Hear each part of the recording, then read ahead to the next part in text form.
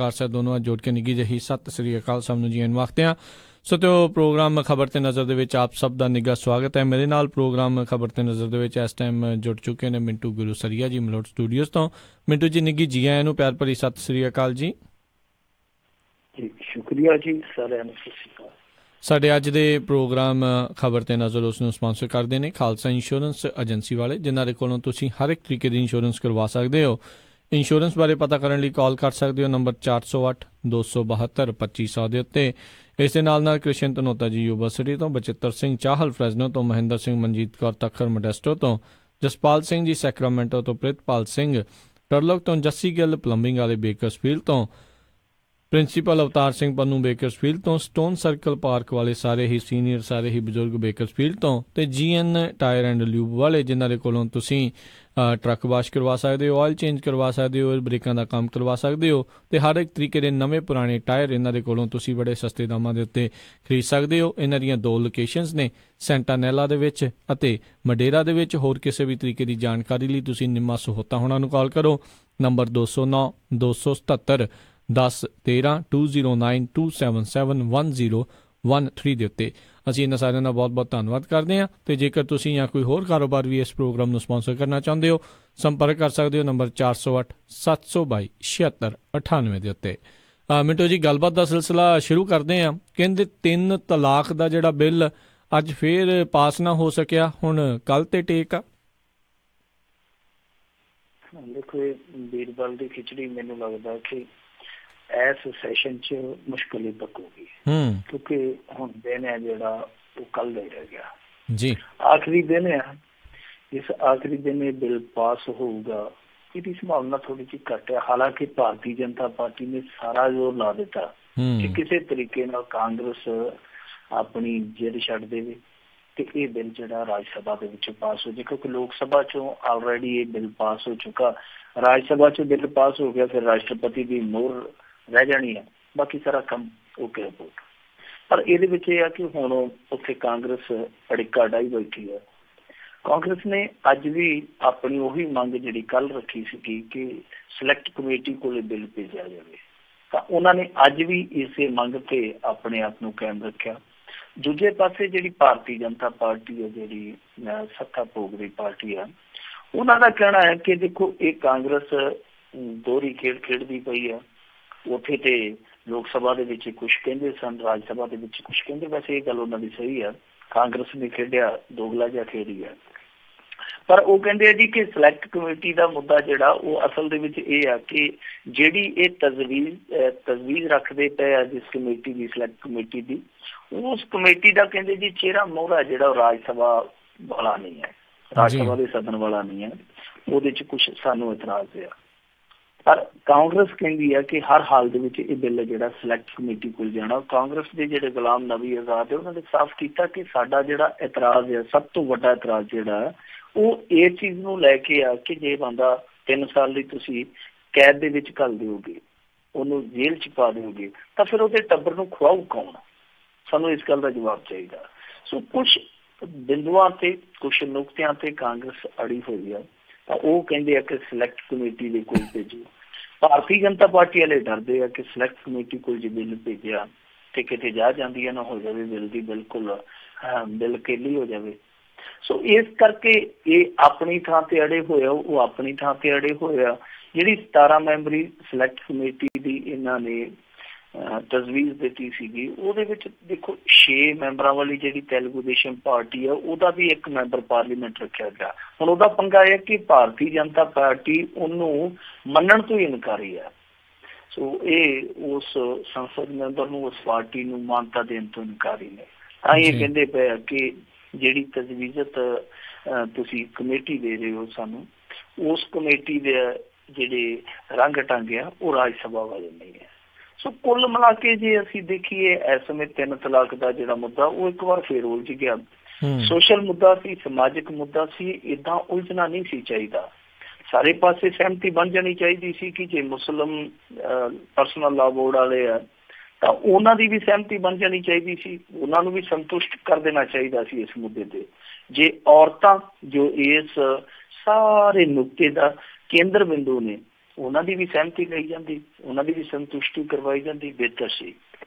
ਸਾਰੀਆਂ ਪੋਲੀਟੀਕਲ ਪਾਰਟੀਆਂ ਉਹ ਵੀ ਇੱਥੇ ਆ ਕੇ ਸਹਿਮਤ ਹੋ ਜਾਂਦੀਆਂ, ਬਿਹਤਰ ਸੀ। ਸਾਰਾ ਕੁਛ ਸਹਿਮਤੀ ਨਾਲ ਹੁੰਦਾ ਤਾਂ ਮੇਰੇ ਖਿਆਲ ਦੇ ਨਾਲ ਇਹ ਮੁੱਦਾ ਬਹੁਤ ਵਧੀਆ ਸੀਗਾ। ਪਰ ਅਫਸੋਸ ਦੀ ਗੱਲ ਹੈ ਕਿ ਸਾਡੇ ਇੱਥੇ ਦੇ ਸਿਸਟਮ 'ਚ ਰਾਜਨੀਤੀ ਨਾ ਹੋਵੇ, ਇੱਥੇ ਦੇ ਮੁੱਦਿਆਂ 'ਚ ਰਾਜਨੀਤੀ ਨਾ ਹੋਵੇ, ਇਹ ਹੋ ਹੀ ਨਹੀਂ ਸਕਦਾ। ਸੋ ਹਾਲ ਤੁਹਾਨੂੰ ਪਤਾ ਹੀ ਹੈ ਰਾਜਨੀਤੀ ਦਾ। ਉਹ ਕਿਸੇ ਨੇ ਆਖਿਆ ਸੀਗਾ ਨਾ ਕਿ ਮਤ ਪੂਛ ਹਾਲ ਮੇਰੇ ਦੇਸ਼ ਕੀ ਸਿਆਸਤ ਕਾ ਕਿ ਸ਼ਰਾਬੀ ਦੇਵਰੋਂ ਮੇਂ ਗਿਰੀ ਹੋ ਬਾਬੀ ਜੈਸੇ।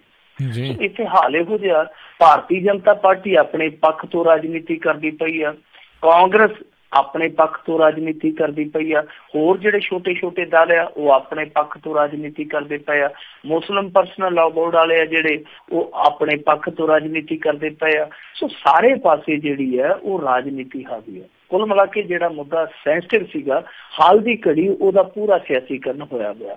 ਸੋ ਕੱਲ ਤੇ ਟੇਕ ਆ, ਕਿਉਂਕਿ ਕੱਲ ਨੂੰ ਸੈਸ਼ਨ ਦਾ ਖਾਤਮਾ ਹੋ ਜਾਣਾ, ਤਾਂ ਇਸ ਸੈਸ਼ਨ ਦੇ ਖਾਤਮੇ ਦੇ ਵੇਲੇ ਜੇ ਇਹ ਬਿੱਲ ਪਾਸ ਹੋ ਜਾਂਦਾ ਤੇ ਇਹਨੂੰ ਚਮਤਕਾਰ ਹੀ ਕਿਹਾ ਜਾ ਸਕਦਾ। ਉਮੀਦ ਘੱਟ ਆ ਪਰ ਸੰਭਾਵਨਾ ਹਾਲੇ ਵੀ ਬਰਕਰਾਰ ਹੈ। ਜੀ ਅਗਲੀ ਆਪਾਂ ਮਿੰਟੂ ਜੀ ਗੱਲ ਕਰੀਏ, ਇਸ ਖਬਰ ਨੇ ਕਾਫੀ ਤੜਥੱਲੀ ਮਚਾਈ ਆ ਵੀ ਆਧਾਰ ਕਾਰਡ ਦਾ ਕਹਿੰਦੇ ਡਾਟਾ 500 ਦੇ ਵਿੱਚ ਵਿਕਣ ਦੀ ਖਬਰ ਤੋਂ ਬਾਅਦ ਦੇ ਵਿੱਚ ਇਹ ਤੜਥੱਲੀ ਮਚੀ ਹੈ। ਦੇਖੋ ਵਿਕਿਆ ਵੀ ਕਿੰਨਾ ਸਸਤਾ ਸਾਡਾ ਆਧਾਰ ਕਾਰਡ। ਵੈਸੇ ਸ਼ਿਕਾਇਤਾਂ ਤੇ ਆਉਂਦੀਆਂ ਸੀਗੀਆਂ ਕਿ 50 ਰੁਪਏ ਦੇ ਕੇ ਜਿੱਥੋਂ ਮਰਜ਼ੀ ਜੀ ਆਧਾਰ ਕਾਰਡ ਬਣਾ ਲਓ। ਇੱਥੇ ਜਲੰਧਰ ਦੇ ਵਿੱਚ ਇੱਕ ਸ਼ਖਸ ਫੜਿਆ ਗਿਆ ਜਿਹੜਾ ਪਾਕਿਸਤਾਨੀ ਮੂਲ ਦਾ ਸੀ, ਆਸਟਰੀਆ ਚੋਂ ਆਇਆ, ਉਹਨੇ ਬੜੀ ਆਸਾਨੀ ਦੇ ਨਾਲ ਆਧਾਰ ਕਾਰਡ ਬਣਾ ਲਿਆ ਸੀਗਾ। ਔਰ ਕਮਾਲ ਦੀ ਗੱਲ ਹੈ ਕਿ ਸਫਾਰਤਖਾਨੇ ਦਾ ਇੱਕ ਅਧਿਕਾਰੀ ਫੜਿਆ ਗਿਆ ਸੀ ਇੱਥੇ, ਪਾਕਿਸਤਾਨੀ ਸਫਾਰਤਖਾਨੇ ਦਾ। ਉਹਦੇ 'ਚ ਵੀ ਜਾਂਚ ਪੜਤਾਲ ਜਿਹੜੀ ਹੋਈ ਸੀ, ਉਹਦਾ ਸਿੱਟਾ ਇਹੋ ਹੀ ਨਿਕਲਿਆ ਸੀਗਾ ਕਿ ਉਹਦੇ ਕੋਲ ਜਿਹੜਾ ਆਧਾਰ ਕਾਰਡ ਫੜਿਆ ਗਿਆ ਸੀਗਾ ਉਹਨੇ 200-250 ਰੁਪਈਆ ਦੇ ਕੇ ਬਣਵਾਇਆ ਸੀਗਾ। ਸੋ ਇੱਥੇ ਆਧਾਰ ਕਾਰਡ ਬਣੇ ਜਿੰਨੇ ਸਸਤੇ, ਵਿਕੇ ਵੀ ਉਦੋਂ ਕਿਤੇ ਸਸਤੇ ਆ, ਕਿਉਂਕਿ 500 ਰੁਪਈਏ ਦੇ ਵਿੱਚ 100 ਕਰੋੜ ਆਧਾਰ ਕਾਰਡ ਦਾ ਡਾਟਾ ਹੈ ਜਿਹੜਾ ਉਹ ਲੀਕ ਹੋ ਗਿਆ। ਐਸਾ ਟ੍ਰਿਬਿਊਨ ਦਾ ਦਾਅਵਾ। ਉਹ ਕਹਿੰਦੇ ਆ ਕਿ ਸਾਡੇ ਪੱਤਰਕਾਰ ਨੇ ਇੱਕ ਸ਼ਖਸ ਨੂੰ WhatsApp ਤੇ ਅਪਰੋਚ ਕੀਤਾ ਔਰ ਉਸ ਬੰਦੇ ਨੇ ਬੜੀ ਆਸਾਨੀ ਨਾਲ ਪੇਟੀਐਮ ਜੋ ਹੁੰਦਾ ਤੁਹਾਨੂੰ ਪਤਾ ਹੀ ਹੈ, ਡਿਜੀਟਲ ਲੈਣ ਦੇਣ ਜਿਹਦੇ ਰਾਹੀਂ ਹੁੰਦਾ, ਪੇਟੀਐਮ ਦੇ ਜ਼ਰੀਏ 500 ਰੁਪਈਆ ਲੈ ਕੇ ਉਸ ਬੰਦੇ ਨੇ ਸਾਰੇ ਜਿੱਥੇ ਬਿਲਕੁਲ ਜਿਵੇਂ ਕਹਿ ਲਈਏ ਨਾ ਕਿ ਡਾਟਾ ਬੈਂਕ ਸੀ ਜਿਹੜਾ, ਉਹ ਡਾਟੇ ਬੈਂਕ ਦਾ ਬੂਹਾ ਹੀ ਖੋਲ ਦਿੱਤਾ ਕਿ ਲਓ ਜੀ ਚੱਕੋ, ਤੇਰੇ ਮੂੰਹ ਦੇ ਥਾਨ ਸੁੱਟਿਆ, ਭਾਵੇਂ ਸੁੱਥਣ ਸਵਾ ਤੇ ਭਾਵੇਂ ਲਹਿੰਗਾ। ਉਹ ਕਹਿੰਦੇ ਜੋ ਮਰਜ਼ੀ ਕਰੋ, ਜਿਹੜਾ ਮਰਜ਼ੀ ਆਧਾਰ ਕਾਰਡ ਕੱਢ ਲਓ। ਤਾਂ ਫਿਰ ਇਹ ਜਦੋਂ ਅਖਬਾਰ 'ਚ ਖਬਰ ਅੱਜ ਛਾਇਆ ਹੋਈ, ਇੱਥੇ ਤਰਥੱਲੀ ਮਚ ਗਈ। ਵੈਸੇ ਸਾਡੇ ਇੱਥੇ ਤਰਥੱਲੀ ਮਚ ਜਾਣੀ ਇਹ ਵੀ ਇੱਕ ਆਪਣੇ ਆਪ ਦੇ ਵਿੱਚ ਮੈਂ ਸਮਝਦਾ ਕਿ ਬਹੁਤ ਵੱਡਾ ਅਜੂਬਾ, ਕਿਉਂਕਿ ਵਿਕੀਲੀਕਸ ਇੱਥੇ ਤਰਥੱਲੀ ਨਹੀਂ ਮਚਾ ਸਕਿਆ। ਵਿਕੀਲੀਕਸ ਨੇ ਵਿੱਚ ਇਹੋ ਹੀ ਰਿਪੋਰਟ ਛਾਇਆ ਕੀਤੀ ਸੀਗੀ ਨਾ ਥੋੜੇ ਮਹੀਨੇ ਪਹਿਲਾਂ।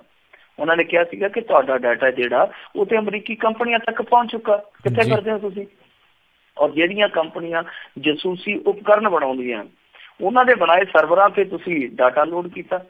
ਇਹ ਵਿਕੀਲੀਕਸ ਨੇ ਕਿਹਾ ਸੀਗਾ, ਕੋਈ ਤਰਫਾਲੀ ਨਹੀਂ ਮਚੀ। ਫਿਰ ਹੋਇਆ ਕਿ ਸਾਡੇ ਇੱਥੇ ਇੱਕ ਟੈਲੀਕਾਮ ਕੰਪਨੀ ਨੇ ਆਪਣੇ ਪੱਧਰ ਤੇ ਸੈਂਕੜੇ ਕਰੋੜ ਦਾ ਹੇਰ-ਫੇਰ ਕਰ ਦਿੱਤਾ ਆਧਾਰ ਕਾਰਡ ਉਹ ਲਿੰਕ ਕਰਨ ਦੇ ਚੱਕਰ ਦੇ ਵਿੱਚ। ਕਿਸੇ ਨੇ ਕੋਈ ਇਤਰਾਜ਼ ਨਹੀਂ ਕੀਤਾ, ਕਿਸੇ ਨੇ ਜ਼ਬਾਨ ਤੋਂ ਜ਼ਬਾਨ ਜਿਵੇਂ ਕਹਿ ਲਈਏ ਨਾ ਦੰਦ ਤੋਂ ਦੰਦ ਨਹੀਂ ਚੱਕਿਆ, ਜ਼ਬਾਨ ਨਹੀਂ ਹਿਲਾਈ। ਕਿਸੇ ਵੀ ਰਾਜਨੇਤਾ ਨੇ ਕੋਈ ਪ੍ਰੋਟੈਸਟ ਨਹੀਂ ਕੀਤਾ, ਕਿਸੇ ਨੇ ਕੋਈ ਵਿਰੋਧ ਨਹੀਂ ਕੀਤਾ, ਕਿਸੇ ਕਿਸਮ ਦੀ ਕੋਈ ਗੱਲਬਾਤ ਨਹੀਂ। ਇੱਥੋਂ ਤੱਕ ਕਿ ਸੰਸਦ ਦੇ ਵਿੱਚ ਵੀ ਇਹ ਮੁੱਦਾ ਨਹੀਂ ਉੱਠਿਆ, ਜਦਕਿ ਇਹ ਮੁੱਦਾ ਬਹੁਤ ਅਹਿਮ ਸੀ, ਹਰੇਕ ਬੰਦੇ ਨਾਲ ਜੁੜਿਆ ਸੀਗਾ। ਫਿਰ ਥੋੜੇ ਦਿਨ ਪਹਿਲਾਂ RTI ਰਾਹੀਂ ਇਹ ਖੁਲਾਸਾ ਹੋਇਆ ਕਿ 210 ਦਫੇ, ਇੱਕ ਅੱਧ ਵਾਰੀ ਨਹੀਂ 210 ਦਫੇ ਸਰਕਾਰੀ ਵੈਬਸਾਈਟਾਂ ਤੋਂ ਆਧਾਰ ਕਾਰਡ ਡਾਟਾ ਜਿਹੜਾ ਲੀਕ ਹੋ ਚੁੱਕਾ। ਇਹ ਇਹਨਾਂ ਨੇ ਆਪ ਜਾਣਕਾਰੀ ਦਿੱਤੀ। ਆ ਜਿਹੜੀ unique identification authority of India ਨਾ, ਇਹਨਾਂ ਨੇ ਆਪ ਇਹ ਜਾਣਕਾਰੀ ਦਿੱਤੀ RTI ਦੇ ਵਿੱਚ ਕਿ 210 ਦਫੇ ਸਰਕਾਰੀ ਵੈਬਸਾਈਟਾਂ ਤੋਂ ਡਾਟਾ ਜਿਹੜਾ ਲੀਕ ਹੋਇਆ। ਇੱਥੇ ਫਿਰ ਵੀ ਕਿਸੇ ਨੇ ਚੂੰ ਚਾਹ ਨਹੀਂ ਕੀਤੀ, ਸਾਰੇ ਸ਼ਾਂਤ ਰਹੇ, ਬਿਲਕੁਲ ਸੁਸਰੀ ਵਾਂਗੂ ਸੁੱਤੇ ਰਹੇ। ਹੁਣ ਆ ਜਦੋਂ ਟ੍ਰਿਬਿਊਨ ਵਾਲਿਆਂ ਨੇ ਸੱਪ ਕੱਢਿਆ, ਹੁਣ ਇਹ ਲਿਜਲ ਹੋਈ ਆ। ਪਰ ਇਹਦੇ ਤੇ ਦੇਖੋ ਕੁਛ ਨਾ ਕੁਛ ਸਰਕਾਰ ਨੂੰ ਹੁਣ ਕਰਨਾ ਚਾਹੀਦਾ। ਜੇ ਇਹਦਾ ਦਾਅਵਾ ਮੰਨਿਆ ਜਾਵੇ ਸਹੀ ਅਖਬਾਰ ਦਾ, ਤੇ ਬਹੁਤ ਵੱਡੀ ਇੱਕ ਸੇਧਮਾਰੀ ਹੈ ਲੋਕਾਂ ਦੀ ਜਿਹੜੀ ਨਿਜਤਾ ਇੱਕ ਤਰ੍ਹਾਂ ਨਾਲ ਕਹਿ ਲਈਏ ਕਿ ਉਹਦੇ 'ਚ ਸੰਨਮਾਰੀ ਕੀਤੀ ਗਈ ਹੈ ਜੀ। ਤਾਂ ਹੁਣ ਕਿੰਨੇ ਮੌਕੇ ਆਏ ਜਿੱਥੇ ਆਧਾਰ ਕਾਰਡ ਦੀ ਜਿਹੜੀ ਸੁਰੱਖਿਆ ਉਹ ਖਤਰੇ 'ਚ ਨਜ਼ਰ ਆ ਰਹੀ ਹੈ। ਮੈਂ 3-4 ਉਦਾਹਰਨਾਂ ਤੇ ਤੁਹਾਨੂੰ ਮੈਂ ਹੀ ਦੱਸ ਦਿੱਤੀਆਂ। ਮਹਿੰਦਰ ਸਿੰਘ ਧੋਨੀ ਦਾ ਡਾਟਾ ਲੀਕ ਹੋ ਗਿਆ ਸੀਗਾ। ਸਭ ਤੋਂ ਵੱਡੀ ਗੱਲ ਇਹ ਆ ਕਿ ਇਹੋ ਜਿਹੀਆਂ ਉਦਾਹਰਨਾਂ ਸਾਡੇ ਸਾਹਮਣੇ ਆ ਰਹੀਆਂ ਔਰ ਇਹ ਬੋਲਦੇ ਨਹੀਂ ਪਏ ਕਿਸੇ ਮਾਮਲੇ 'ਚ, ਇਹ ਇੰਸ਼ੋਰ ਹੀ ਨਹੀਂ ਕਰਦੇ ਪਏ ਕਿ ਹਾਂ ਭਾਈ ਤੁਹਾਡੀ ਸੁਰੱਖਿਆ ਨੂੰ ਅਸੀਂ ਲਾਜ਼ਮੀ ਕਰਾਂਗੇ, ਇਹਦੇ ਲਈ ਅਸੀਂ ਆਹ ਕੰਮ ਕਰਦੇ ਪਏ ਹਾਂ। ਕੱਖ ਨਹੀਂ ਕੀਤਾ ਜਾ ਰਿਹਾ, ਸਿਰਫ ਸ਼ਬਦ ਛੱਡ ਦਿੰਦੇ ਆ। ਹੁਣ ਵੈਸੇ ਜਿਹੜੀ unique identification authority of India, ਉਹਨੇ ਇਸ ਗੱਲ ਤੋਂ ਇਨਕਾਰ ਕੀਤਾ। ਉਹ ਕਹਿੰਦੇ ਜੀ ਏਦਾਂ ਹੋ ਨਹੀਂ ਸਕਦਾ, ਇਹ ਜਿਹੜੀ ਖਬਰ ਹੈ ਇਹ ਗਲਤ ਰਿਪੋਰਟਿੰਗ ਦਾ ਮਾਮਲਾ ਹੈ। ਪਰ ਉਹ ਪੱਤਰਕਾਰ ਦਾਅਵਾ ਕਰੀ ਜਾ ਰਿਹਾ। ਪਰ ਚਲੋ ਉਹ ਗਲਤ ਰਿਪੋਰਟਿੰਗ ਦਾ ਮਾਮਲਾ ਹੈ, ਪਰ ਖੁਦ ਇਹ ਆਪ ਹੀ ਮੰਨਦੇ ਪਏ ਕਿ 210 ਦਫੇ ਡਾਟਾ ਲੀਕ ਹੋਇਆ। ਉਹ ਤੇ ਕੋਈ ਤੁਹਾਨੂੰ ਪਿਸਤੌਲ ਕਨਪੱਟੀ ਤੇ ਰੱਖ ਕੇ ਨਹੀਂ ਸੀ ਨਾ ਵਿਖਾਰਿਆ ਤੁਹਾਡੇ ਕੋਲੋਂ, ਉਹ ਤੇ ਤੁਸੀਂ ਖੁਦ ਲਿਖ ਕੇ ਦਿੱਤਾ ਕਿ 210 ਦਫੇ ਡਾਟਾ ਲੀਕ ਹੋਇਆ। ਸੋ ਮੇਰੇ ਕਹਿਣ ਦਾ ਮਤਲਬ ਹੈ ਕਿ ਕੁਛ ਨਾ ਕੁਛ ਇਹਨਾਂ ਨੂੰ ਆਪਣਾ ਕੋਈ ਇਸ ਤਰ੍ਹਾਂ ਦਾ ਮੈਕੈਨਿਜ਼ਮ ਬਣਾਉਣਾ ਪਏਗਾ, ਕੁਛ ਨਾ ਕੁਛ ਢਾਂਚਾ ਵਿਕਸਿਤ ਕਰਨਾ ਪਵੇਗਾ ਜੇ ਆਧਾਰ ਲਾਜ਼ਮੀ ਕਰਨਾ। ਜੇ ਸੁਪਰੀਮ ਕੋਰਟ ਇਹਨੂੰ ਗੈਰ ਲਾਜ਼ਮੀ ਕਰ ਦਿੰਦੀ ਹੈ ਫਿਰ ਤੇ ਚਲੋ ਇਸ ਬਹਿਸ ਦੇ ਅੱਗੇ ਜਾ ਕੇ ਅਸੀਂ ਕਰਨਾ ਹੀ ਕੀ ਹੈ। ਜੇ ਸੁਪਰੀਮ ਕੋਰਟ ਇਹਨੂੰ ਲਾਜ਼ਮੀ ਕਰਾਰ ਦੇ ਦਿੰਦੀ ਹੈ ਤਾਂ ਫਿਰ ਇਹਨਾਂ ਨੂੰ ਕੁਛ ਨਾ ਕੁਛ ਇਹ ਸੁਰੱਖਿਆ ਦੇ ਮਾਮਲੇ 'ਚ ਇਹੋ ਜਿਹਾ ਕਰਨਾ ਪਊਗਾ। ਔਰ ਦੂਸਰੀ ਚੀਜ਼ ਇਹ ਆ ਕਿ ਇਹਨਾਂ ਨੂੰ ਘੱਟੋ ਘੱਟ ਇਹ ਤੇ ਰੱਖਣਾ ਚਾਹੀਦਾ ਨਾ ਕਿ ਜੇ ਬੰਦੇ ਕਿਸੇ ਦਾ ਇਸ ਤਰ੍ਹਾਂ ਡਾਟਾ ਲੀਕ ਹੋ ਜਾਂਦਾ, ਉਹ ਸ਼ਿਕਾਇਤ ਕਿੱਥੇ ਲਿਖਾਵੇ ਜਾ ਕੇ, ਉਹਦੇ ਦੱਸਣਾ ਚਾਹੀਦਾ। ਔਰ ਉਹਦੇ ਲਈ ਮੁਆਵਜ਼ਾ ਵੀ ਰੱਖਣਾ ਚਾਹੀਦਾ ਨਾ। ਦੇਖੋ ਜੇ ਕਿਸੇ ਦੀ ਇੱਜ਼ਤ ਹੱਤਕ ਹੁੰਦੀ ਹੈ ਜਾਂ ਕਿਸੇ ਦਾ ਕੋਈ ਮਾਲੀ ਨੁਕਸਾਨ ਹੁੰਦਾ ਬੈਂਕ ਦੇ ਜ਼ਰੀਏ ਜਾਂ ਕਿਸੇ ਹੋਰ ਲੈਣ ਦੇਣ ਦੇ ਜ਼ਰੀਏ, ਤਾਂ ਉਹਨੂੰ ਹਰਜਾਨੇ ਦੇ ਰੂਪ 'ਚ, ਇੱਥੋਂ ਤੱਕ ਕਿ ਜੇ ਅਸੀਂ ਕਿਸੇ ਦੁਕਾਨ ਤੋਂ ਟੌਫੀਆਂ ਲੈ ਆਉਂਦੇ ਹਾਂ ਪੈਸੇ ਦੇ ਕੇ, ਉਹ ਟੌਫੀਆਂ ਜਿਹੜੀਆਂ ਖਰਾਬ ਨਿਕਲ ਆਉਂਦੀਆਂ ਜਾਂ ਉਹਨਾਂ 'ਚ ਕੋਈ ਕੀੜਾ ਮਕੌੜਾ ਨਿਕਲ ਆਉਂਦਾ, ਇੱਥੋਂ ਤੱਕ ਕਿ ਸਾਡੇ ਇੰਡੀਆ 'ਚ ਇੱਕ ਖਬਰ ਇਹੋ ਜਿਹੀ ਵੀ ਆ ਗਈ ਹੈ ਕਿ 2 ਦਿਨ ਪਹਿਲਾਂ ਇਹ ਇੱਕ ਹਰਜਾਨੇ ਦਾ ਕੇਸ ਨਿਬੜਿਆ ਜਿਹਦੇ 'ਚ ਇੱਕ ਬੰਦੇ ਨੇ ਅੱਧਾ ਕਿੱਲੋ ਦਹੀਂ ਖਰੀਦਿਆ ਸੀ, ਦਹੀਂ ਜ਼ਿਆਦਾ ਖੱਟਾ ਨਿਕਲਿਆ। ਉਸ ਬੰਦੇ ਨੇ ਕੰਜ਼ਿਊਮਰ ਕੋਰਟ 'ਚ ਜਾ ਕੇ ਕੇਸ ਪਾਤਾ ਤੇ 50,000 ਰੁਪਇਆ ਹਰਜਾਨਾ ਜਿੱਤ ਗਿਆ।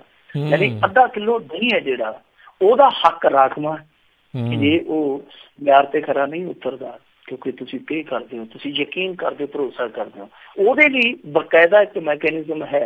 ਤਾਂ ਜਿਹੜੀ ਇੱਥੇ ਨਿਜਤਾ ਜਿਹਦੇ ਨਾਲ ਬੈਂਕ ਖਾਤਾ ਵੀ ਜੁੜਿਆ, ਜਿਹਦੇ ਨਾਲ ਬਹੁਤ ਸਾਰੀਆਂ ਤੁਹਾਡੀਆਂ ਜਾਣਕਾਰੀਆਂ ਜੁੜੀਆਂ, ਜੇ ਉਹ ਲੀਕ ਹੋ ਜਾਂਦੀ ਹੈ ਤੇ ਇਹਦੇ ਵਿੱਚ ਉਹ ਬੰਦੇ ਨੂੰ ਕੀ ਭਰਪਾਈ ਕੀਤੀ ਜਾਊਗੀ, ਉਹਦਾ ਕੋਈ ਪ੍ਰਬੰਧ ਨਹੀਂ ਹੈ। ਸੋ ਮੋਦੀ ਸਾਹਿਬ ਨੂੰ ਜਿਹੜਾ ਹੁੰਦਾ ਕਿ ਡ੍ਰੀਮ ਪ੍ਰੋਜੈਕਟ, ਵੈਸੇ ਉਹ ਕਦੇ ਆਧਾਰ ਨੂੰ ਫਰਾਡ ਦੱਸਦੇ ਹੁੰਦੇ ਸੀ, ਉਹ ਫਰਾਡ ਹੁਣ ਆਪ ਹੀ ਕਰੀ ਜਾਂਦੇ ਹੋ। ਪਰ ਉਹਨਾਂ ਨੂੰ ਇਹ ਜ਼ਰੂਰ ਕਰਨਾ ਚਾਹੀਦਾ ਕਿ ਇਹ ਜਿਹੜੀਆਂ ਕਿਤੇ ਕਿਤੇ ਤਰੁੱਟੀਆਂ ਨੇ, ਕਿਤੇ ਕਿਤੇ ਊਣਤਾਈਆਂ ਨੇ, ਇਹਨਾਂ ਨੂੰ ਦੂਰ ਕੀਤਾ ਜਾਵੇ। ਨਹੀਂ ਤੇ ਇਹਨਾਂ ਦਾ ਜਿਹੜਾ ਆਧਾਰ ਆ ਉਹ ਆਪਣਾ ਆਧਾਰ ਗਵਾ ਕੇ ਆਧਾਰ ਤੋਂ ਬੇਕਾਰ ਬਣ ਜਾਏਗਾ। ਜੀ ਜੀ ਜੀ। ਅਗਲੀ ਮਿੰਟੂ ਜੀ ਗੱਲ ਕਰਦੇ ਹਾਂ ਇੰਦਰਪ੍ਰੀਤ ਚੱਡਾ ਖੁਦਕੁਸ਼ੀ ਮਾਮਲੇ ਦੇ ਵਿੱਚ 11 ਲੋਕਾਂ ਦੇ ਖਿਲਾਫ ਕਿੰਨੇ ਮਾਮਲਾ ਦਰਜ ਕੀਤਾ ਗਿਆ? ਦੇਖੋ ਇਹ ਜਿਹੜੇ 11 ਸ਼ਖਸ ਆ ਇਹਨਾਂ ਦੇ ਵਿੱਚ ਇੱਕ ਨਾਂ ਜਿਹੜਾ ਬੜਾ ਹੈਰਾਨ ਕਰਨ ਵਾਲਾ ਉਹ ਹੈ ਭਾਗ ਸਿੰਘ ਅਣਖੀ ਦਾ। ਭਾਗ ਸਿੰਘ ਅਣਖੀ ਉਹ ਸ਼ਖਸ ਸੀਗਾ ਜਿਹੜਾ ਵੈਸੇ ਚੀਫ ਖਾਲਸਾ ਦੀਵਾਨ ਦਾ ਅਹੁਦੇਦਾਰ ਸੀਗਾ। ਬਾਅਦ ਦੇ ਵਿੱਚ ਉਹਨੇ ਹੀ ਸਭ ਤੋਂ ਪਹਿਲਾਂ ਚਰਨਜੀਤ ਸਿੰਘ ਚੱਡਾ ਦੇ ਖਿਲਾਫ ਬਗਾਵਤ ਕੀਤੀ ਸੀ। ਕਾਫੀ ਉਹਨੇ ਅੰਦਰ ਦੀਆਂ ਗੱਲਾਂ ਬਾਹਰ ਕੱਢੀਆਂ ਸਨ, ਕਾਫੀ ਸਟੇਟਮੈਂਟਾਂ ਉਹਨੇ ਅਖਬਾਰਾਂ 'ਚ ਦਿੱਤੀਆਂ ਸੀਗੀਆਂ। ਹੁਣ ਇੱਕ ਤੇ ਉਹ ਰੱਖਿਆ ਗਿਆ ਵਿੱਚ ਕਿਉਂਕਿ ਸੁਸਾਈਡ ਨੋਟ ਦੇ ਵਿੱਚ ਉਹਦਾ ਨਾਮ ਸੀ, ਕਿਉਂਕਿ ਕੱਲ ਤੱਕ ਹੀ ਸੁਸਾਈਡ ਨੋਟ ਹੈ ਵੀ ਜਾਂ ਨਹੀਂ ਉਹਦੇ ਬਾਰੇ ਵੀ ਕੁਛ ਕਿੰਤੂ ਪਰੰਤੂ ਸਨ। ਉਹ ਕਿਹਨਾਂ ਬਾਰੇ ਆ ਇਹਦੇ ਵਿੱਚ ਵੀ ਥੋੜਾ ਜਿਹਾ ਸ਼ੱਕ ਸੁਭਾ ਸੀਗਾ। ਪਰ ਅੱਜ ਸਭ ਕੁਛ ਸਾਫ਼ ਹੋ ਗਿਆ ਕਿਉਂਕਿ ਜਿਹੜਾ ਲੈਟਰ ਸੀਗਾ ਉਹ ਇਹਦੇ ਹੋਟਲ ਦੇ ਦਫ਼ਤਰ 'ਚ ਵੀ ਪਿਆ ਸੀ। ਯਾਨੀ ਇੱਕ ਜਿਹੜਾ ਸੁਸਾਈਡ ਨੋਟ ਸੀਗਾ, ਉਹ ਖਤ ਸੀਗਾ, ਉਹ ਇਹਦੇ ਬੈਗ 'ਚ ਸੀਗਾ, ਇੱਕ ਦੂਸਰਾ ਇਹਦੇ ਹੋਟਲ ਦੇ ਦਫ਼ਤਰ ਦੇ ਵਿੱਚ ਸੀ। ਇੱਕ ਉਹਨੇ ਖਤ ਜਿਹੜਾ ਉਹ ਮੁੱਖ ਮੰਤਰੀ ਨੂੰ ਮੁਖਾਤਬ ਹੋ ਕੇ ਲਿਖਿਆ, ਦੂਸਰਾ ਜਿਹੜਾ ਉਹਨੇ ਇੱਕ ਸੁਸਾਈਡ ਨੋਟ ਕਹਿ ਲਓ ਉਹ ਪੰਜਾਬ ਦੇ ਮੁਖਾਤਬ ਹੋ ਕੇ ਲਿਖਿਆ। 2 ਸੁਸਾਈਡ ਵੱਖੋ ਵੱਖਰੇ ਨੋਟ ਆ। ਤਾਂ ਇਹਨਾਂ ਦੇ ਵਿੱਚ 11 ਬੰਦਿਆਂ ਦਾ ਜ਼ਿਕਰ ਆ ਕਿ ਇਹਨਾਂ ਬੰਦਿਆਂ ਦੇ ਕਰਕੇ ਮੈਂ ਸੁਸਾਈਡ ਕਰਦਾ ਪਿਆ ਵਾਂ। ਸੋ ਬੰਦੇ ਕਿਹੜੇ ਆ? ਇੱਕ ਤੇ ਹੈਗਾ ਸੁਰਜੀਤ ਸਿੰਘ ਉਮਤ, ਕੁਲਜੀਤ ਕੌਰ ਮਾਨਿਆ, ਦਵਿੰਦਰ ਸੰਧੂ, ਇੰਦਰਪ੍ਰੀਤ ਸਿੰਘ ਆਨੰਦ ਉਰਫ ਸੀਜੀ, ਗੁਰਸੇਵਕ ਸਿੰਘ ਜਿਹਦਾ ਨਾਂ ਆਉਂਦਾ ਕਿ ਵੀਡੀਓ ਵਾਇਰਲ ਇਹਨੇ ਕੀਤੀ ਹੈ, ਹਰੀ ਸਿੰਘ ਸੰਧੂ, ਭਾਗ ਸਿੰਘ ਅਣਖੀ, ਨਿਰਮਲ ਸਿੰਘ ਔਰ ਪ੍ਰਿੰਸੀਪਲ ਰਵਿੰਦਰ ਕੌਰ। ਇਹ ਉਹ ਪ੍ਰਿੰਸੀਪਲ ਰਵਿੰਦਰ ਕੌਰ ਆ ਜਿਹੜੀ ਵੀਡੀਓ ਦੇ ਵਿੱਚ ਦਿਖਾਈ ਦਿੰਦੀ ਹੈ, ਜਿਹਨੇ ਬਾਅਦ ਦੇ ਵਿੱਚ ਚਰਨਜੀਤ ਸਿੰਘ ਚੱਡਾ ਤੇ ਇਹ ਕਹਿ ਕੇ ਸ਼ਿਕਾਇਤ ਦਰਜ ਕਰਵਾਈ ਸੀਗੀ ਕਿ ਇਸ ਬੰਦੇ ਨੇ ਜ਼ਬਰਦਸਤੀ ਉਹਦੇ ਨਾਲ ਅਸ਼ਲੀਲ ਹਰਕਤਾਂ ਕੀਤੀਆਂ। ਸੋ ਉਹ ਸੁਸਾਈਡ ਨੋਟ ਕਾਫੀ ਲੰਮਾ ਚੌੜਾ, ਤੁਸੀਂ ਪੜ੍ਹ ਸਕਦੇ ਹੋ ਉਹਨੂੰ ਸੋਸ਼ਲ ਮੀਡੀਆ ਤੇ, ਉਹ ਆਮ ਮਿੱਤਰ ਦਾ ਬਹੁਤ ਲੰਮਾ ਉਹ ਸਾਰਾ ਸੁਸਾਈਡ ਨੋਟ ਅਸੀਂ ਨਹੀਂ ਪੜ੍ਹ ਸਕਦੇ, ਪਰ ਉਹਦੇ ਕੁਛ ਕੇਂਦਰ ਬਿੰਦੂ ਜੇ ਅਸੀਂ ਦੇਖੀਏ 2-4 ਤਾਂ ਉਹ ਇਹੋ ਹੀ ਆ। ਇੱਕ ਤੇ ਉਹਨੇ ਕਿਹਾ ਕਿ ਮੇਰੇ ਬਾਪ ਨੇ ਗਲਤੀ ਕੀਤੀ, ਸਭ ਤੋਂ ਵੱਡੀ ਗੱਲ ਤੇ ਇਹ ਚੀਜ਼ ਹੈ। ਦੂਸਰੀ ਚੀਜ਼ ਉਹਨੇ ਕਹੀ ਆ ਕਿ ਜਿਹੜੀ ਇਹ ਪ੍ਰਿੰਸੀਪਲ ਸੀ ਔਰ ਉਹਦਾ ਹਸਬੈਂਡ ਸੀ, ਇਹਨਾਂ ਦੀ ਨਜ਼ਰ ਸਾਡੀ ਪ੍ਰੋਪਰਟੀ ਤੇ ਸੀ। ਇੱਕ ਤਰ੍ਹਾਂ ਨਾਲ ਇਹ ਬਲੈਕਮੇਲ ਕਰਦੇ ਪਏ ਸੀਗੇ ਮੇਰੇ ਬਾਪ ਨੂੰ, ਮੋਹ ਮੁਹੱਬਤ ਦੇ ਜਾਲ 'ਚ ਫਸਾ ਕੇ ਇਹ ਬੀਬੀ ਉਹ ਬਲੈਕਮੇਲ ਕਰਦੀ ਪਈ ਸੀ। ਮਤਲਬ ਕਿ ਕਹਾਣੀ ਸਾਰੀ ਉਲਟੀ ਨਿਕਲੀ ਹੈ। ਔਰ ਉਹਨੇ ਇਹ ਵੀ ਕਿਹਾ ਕਿ ਮੇਰਾ ਬਾਪ ਬਜ਼ੁਰਗ ਹੈ, ਉਹਦੇ ਤੋਂ ਠੀਕ ਹੈ ਗਲਤੀ ਹੋ ਗਈ ਹੈ, ਪਰ ਉਹਦਾ ਪੱਖ ਤੇ ਸੁਣਿਆ ਜਾਣਾ ਚਾਹੀਦਾ ਹੈ ਨਾ। ਜੋ ਸਾਰੀਆਂ ਚੀਜ਼ਾਂ ਤੁਸੀਂ ਦੇਖਦੇ ਪਏ ਹੋ, ਤੁਹਾਨੂੰ ਅੰਦਾਜ਼ਾ ਲਾ ਲੈਣਾ ਚਾਹੀਦਾ ਹੈ ਕਿ ਇਹਦੇ 'ਚ ਆਪਸੀ ਸਹਿਮਤੀ ਸੀਗੀ, ਜ਼ੋਰ ਜ਼ਬਰਦਸਤੀ ਵਾਲੀ ਕੋਈ ਗੱਲ ਨਹੀਂ ਹੈ। ਸੋ ਉਹਨੇ ਕਾਫੀ ਕੁਛ ਲਿਖਿਆ ਕਿ ਟੌਰਚਰ ਦਾ ਵੀ ਜ਼ਿਕਰ ਕੀਤਾ ਕਿ ਜਿੱਦਾਂ ਕੋਈ ਬੰਦਾ ਟੌਰਚਰ ਹੁੰਦਾ, ਵੈਸੇ ਉਹਦੇ ਬਾਰੇ ਕੋਈ ਤਫਸੀਲ ਨਹੀਂ ਦਿੱਤੀ ਬਹੁਤੀ। ਟੌਰਚਰ ਦਾ ਜ਼ਿਕਰ ਜ਼ਰੂਰ ਕੀਤਾ ਕਿ ਇਹਨਾਂ ਬੰਦਿਆਂ ਦੇ ਹੱਥੋਂ ਟੌਰਚਰ ਮੈਂ ਹੋਇਆ ਵਾ। SIT ਜਿਹਦੇ ਬਾਰੇ ਬੜਾ ਸ਼ੰਕਾ ਸੀਗਾ ਕਿ ਸ਼ਾਇਦ ਜਦੋਂ ਉਹਨੇ ਇਨਵੈਸਟੀਗੇਸ਼ਨ ਜੁਆਇਨ ਕੀਤੀ ਹੈ ਇੰਦਰਪ੍ਰੀਤ ਸਿੰਘ ਚੱਡਾ ਨੇ, ਤਾਂ ਪੁਲਿਸ ਵਾਲਿਆਂ ਨੇ ਸ਼ਾਇਦ ਕੁਛ ਨਾ ਕੁਛ ਮਾਨਸਿਕ ਤੌਰ ਤੇ ਉਹਨੂੰ ਤੁਸੀਆ ਦਿੱਤਾ ਹੋਵੇ ਜਿਹਦੇ ਕਰਕੇ ਟੁੱਟ ਗਿਆ ਹੋਵੇ। ਪਰ ਉਹਨੇ ਸਾਫ਼ ਕਰ ਦਿੱਤਾ ਕਿ SIT ਬਹੁਤ ਵਧੀਆ ਕੰਮ ਕਰਦੀ ਪਈ ਹੈ, ਸਾਨੂੰ ਉਮੀਦ ਆ ਕਿ ਪੂਰਨ ਤੌਰ ਤੇ ਸਾਡੇ ਨਾਲ ਇਨਸਾਫ ਹੋਊਗਾ। ਸੋ ਇਹ ਸਾਰੀਆਂ ਗੱਲਾਂ ਨਿਕਲੀਆਂ ਨੇ ਸੁਸਾਈਡ ਨੋਟਾਂ ਦੇ ਵਿੱਚੋਂ। ਹੁਣ ਇਹਦੇ ਤੇ ਅੱਗੇ ਕਾਰਵਾਈ ਕੀ ਹੁੰਦੀ ਹੈ ਕੀ ਨਹੀਂ ਹੁੰਦੀ ਉਹ ਸਮਾਂ ਦੱਸੂਗਾ, ਪਰ ਇੱਕ ਵੇਲੇ ਅਸੀਂ ਹੁਣ ਕਹਿ ਸਕਦੇ ਹਾਂ ਕਿ ਇੱਕ ਤਰ੍ਹਾਂ ਨਾਲ ਇਹ ਇੱਕ ਪੁੱਤਰ ਨੇ ਆਪਣੇ ਬਾਪ ਲਈ ਬਲੀਦਾਨ ਹੀ ਦਿੱਤਾ। ਕਿਉਂਕਿ ਦੇਖੋ ਹੁਣ ਪ੍ਰਿੰਸੀਪਲ ਵੀ ਵਲੇਟੀ ਗਈ ਹੈ, ਭਾਗ ਸਿੰਘ ਅਣਖੀ ਜਿਹੜਾ ਸਿਆਸੀ ਵਿਰੋਧੀ ਸੀ ਉਹ ਵੀ ਵਲੇਟਿਆ ਗਿਆ, ਜਿਹੜੇ ਲੋਕ ਪ੍ਰਾਪਰਟੀ ਦੇ ਚੱਕਰ 'ਚ ਫਿਰਦੇ ਹੋਣਗੇ ਉਹ ਵੀ ਵਲੇਟ ਦਿੱਤੇ ਗਏ, ਜਿਹੜੇ ਲੋਕ ਵੀਡੀਓ ਵਾਇਰਲ ਕਰਨ ਦੇ ਜ਼ਿੰਮੇਵਾਰ ਸਮਝੇ ਜਾਂਦੇ ਸੀ ਉਹ ਵੀ ਇਸੇ ਚਪੇਟੇ 'ਚ ਆ ਗਏ। ਮਤਲਬ ਕਿ ਸਾਰਾ ਮਸਲਾ ਇੱਕੋ ਝਟਕੇ 'ਚ ਹੱਲ ਹੋ ਜਾਣਾ। ਕਿਉਂਕਿ ਬਰਾਬਰ ਉਹਨਾਂ ਤੇ ਪਰਚਾ ਹੋ ਗਿਆ। ਦੂਜੇ ਪਾਸੇ ਚਰਨਜੀਤ ਸਿੰਘ ਚੱਡਾ ਤੇ ਜਿਹੜਾ ਕੇਸ ਚੱਲਦਾ ਪਿਆ ਸੀ ਉਹਦੇ ਵਿੱਚ ਇਹਦੀ ਗ੍ਰਿਫਤਾਰੀ ਸਟੇ ਹੋ ਗਈ ਆ। ਉਹ ਸਟੇ ਹੋ ਜਾਣੀ ਸੀ ਕਿਉਂਕਿ ਪੁੱਤ ਦਾ ਉਹਨੇ ਸੰਸਕਾਰ ਕਰਨਾ ਵਾ। ਪਰ ਦੂਜੇ ਪਾਸੇ ਜੇ ਅਸੀਂ ਦੇਖੀਏ ਇਸ ਚੀਜ਼ ਨੂੰ ਅੱਗੇ ਜਾ ਕੇ ਇਹਦਾ ਭਵਿੱਖ ਕੀ ਹੋ ਸਕਦਾ, ਤੇ ਲੱਗਦਾ ਇਹ ਆ ਕਿ ਅਗਾਂਹ ਜਾ ਕੇ ਸੰਭਾਵਨਾ ਇਹ ਆ ਕਿ ਉੱਧਰੋਂ ਕੇਸ ਉਹ ਵਾਪਸ ਹੋ ਸਕਦਾ, ਉੱਧਰੋਂ ਕੇਸ ਉਹ ਵਾਪਸ ਹੋ ਸਕਦਾ, ਯਾਨੀ ਇੱਕ ਰਸਤਾ ਖੁੱਲ ਗਿਆ। ਪਰ ਬਹਰਹਾਲ ਅਸੀਂ ਇਹਨੂੰ ਬਲੀਦਾਨ ਸਮਝ ਸਕਦੇ ਕਿ ਇੱਕ ਪੁੱਤਰ ਨੇ ਬਲੀਦਾਨ ਦਿੱਤਾ। ਪਰ ਜੋ ਮਰਜ਼ੀ ਆ, ਇਸ ਕੰਮ ਲਈ ਕੌਣ ਜ਼ਿੰਮੇਵਾਰ ਸੀ ਉਹ ਬਹਿਸ ਨੂੰ ਪਿੱਛੇ ਛੱਡ ਦਈਏ। ਵੀਡੀਓ ਕਿੰਨੇ ਵਾਇਰਲ ਕੀਤੀ ਉਸ ਬਹਿਸ ਨੂੰ ਪਿੱਛੇ ਛੱਡ ਦਈਏ। ਹੁਣ ਅੱਗੇ ਇਸ ਕਾਨੂੰਨੀ ਲੜਾਈ ਦਾ ਅੰਜਾਮ ਕੀ ਹੋਣਾ ਉਹ ਇਸ ਬਹਿਸ ਨੂੰ ਪਿੱਛੇ ਛੱਡ ਦਈਏ। ਤਾਂ ਕੁੱਲ ਮਿਲਾ ਕੇ ਅਸੀਂ ਫਿਰ ਯਾਦ ਕਰ ਲਈਏ ਕਿ ਛੱਜੂ ਰਾਮਾ ਜੋ ਸੂਰਤਾਂ ਲੱਦ ਜਹਾਨ ਗਈਆਂ, ਮੁੜ ਕੇ ਪਿੰਡ ਨਾ ਵੜਦੀਆਂ ਵੇਖੀਆਂ ਮੈਂ। ਯਾਨੀ ਜਿਹੜਾ ਬੰਦਾ ਚਲੇ ਗਿਆ ਉਸ ਬੰਦੇ ਨੇ ਨਹੀਂ ਪਰਤਣਾ। ਇਹ ਸਾਰੀਆਂ ਚੀਜ਼ਾਂ ਜਿਹੜੀਆਂ ਉਹ ਪਿੱਛੇ ਛੁੱਟ ਗਈਆਂ। ਅੱਜ ਸਿਰਫ ਤੇ ਸਿਰਫ ਇੰਦਰਪ੍ਰੀਤ ਸਿੰਘ ਚੱਡਾ ਦੀ ਖੁਦਕੁਸ਼ੀ ਦਾ ਜ਼ਿਕਰ ਆ ਔਰ ਦੱਸਿਆ ਜਾਂਦਾ ਹੈ ਕਿ ਇਸ ਬੰਦੇ ਨੇ ਕਾਫੀ ਸਮਾਜ ਭਲਾਈ ਦੇ ਵੀ ਕੰਮ ਕੀਤੇ ਔਰ ਇਸ ਤੋਂ ਇਲਾਵਾ 2 ਕਿਤਾਬਾਂ ਵੀ ਲਿਖੀਆਂ ਸਨ।